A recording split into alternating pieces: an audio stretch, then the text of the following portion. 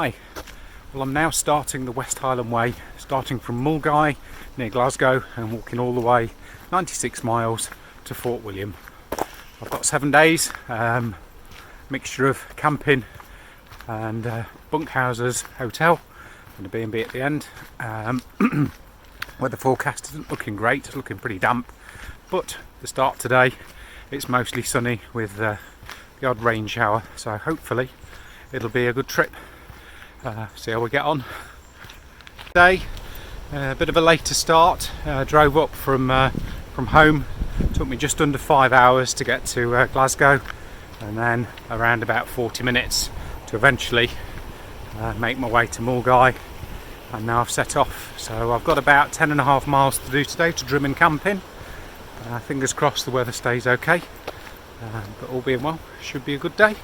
More pictures to follow. Here's my first thistle marker along the route. First one I've seen anyway, heading that way through this parkland.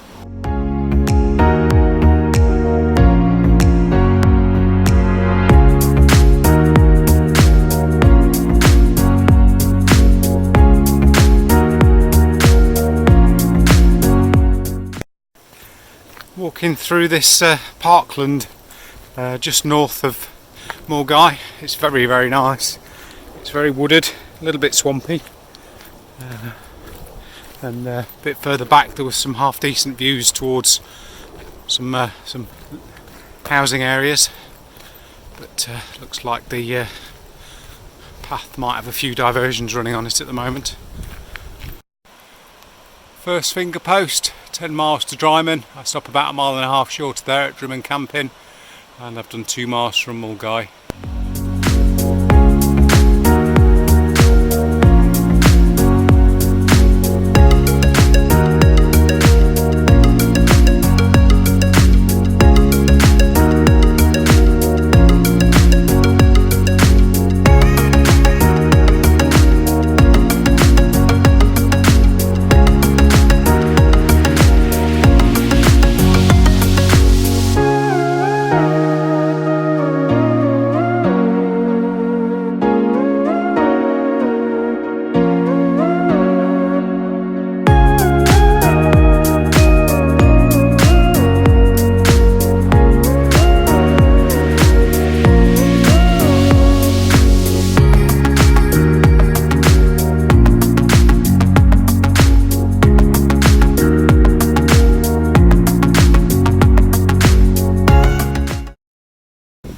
Just about to make out a mountain in the distance.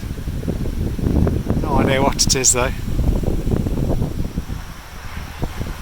I'm headed that way. About 4 miles out from Milngavie. I've got about 6 miles to go to Drymen Camping.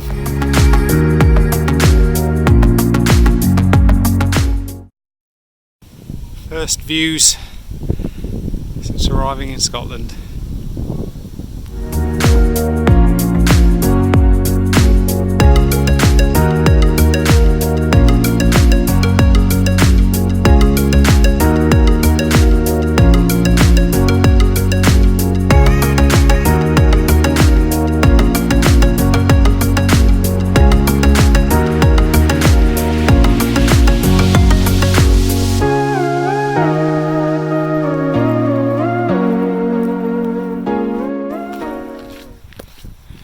I'm not sure how much video I'm going to be able to film anymore.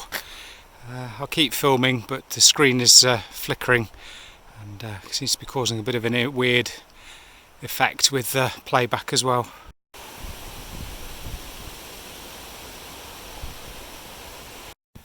Just passing the Glengoyne distillery.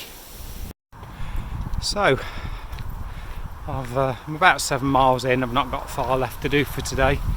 It's been a very pleasant walk, nothing breathtakingly amazing, but some pretty scenery, easy paths. Yeah, it's really nice, really nice. And anybody who says the first part to Drymen isn't very good, then they're wrong, I think.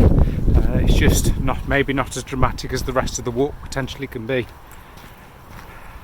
So, when I originally started planning this walk, it wasn't actually this walk that I was doing. I'd just completed the Yorkshire Wolds Way, and I thought I might like to carry on and do the Cleveland Way.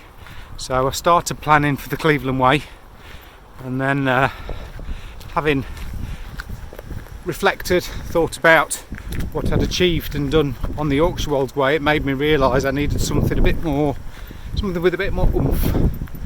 The Yorkshire Wolds Way was very nice. It was pleasant countryside, but it didn't fire me up. There was no real passion there apart from the actual completing the trail itself.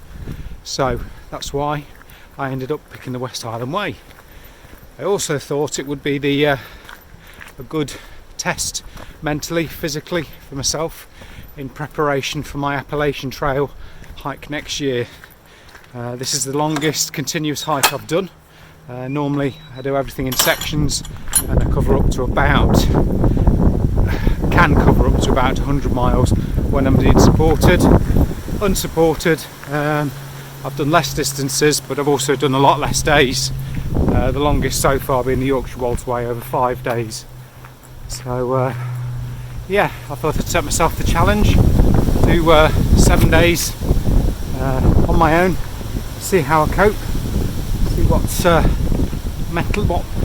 my mettle was, and get me in good stead for the Appalachian Trail, and see if I was ready, and also to do a full shakedown of all my gear so that I know what I'm doing and how I'm managing. Yeah, that's enough rambling for me for now. Speak to you later.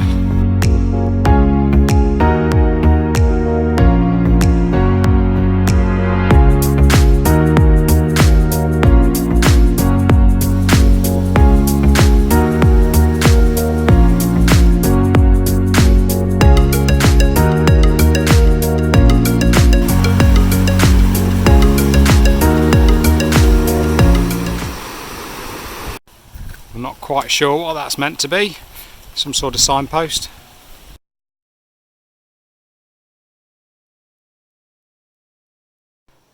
Well, I've made it to Drymen Camping. My home for the night. Get pitched up, get sorted out, get some dinner on. See where we go from there.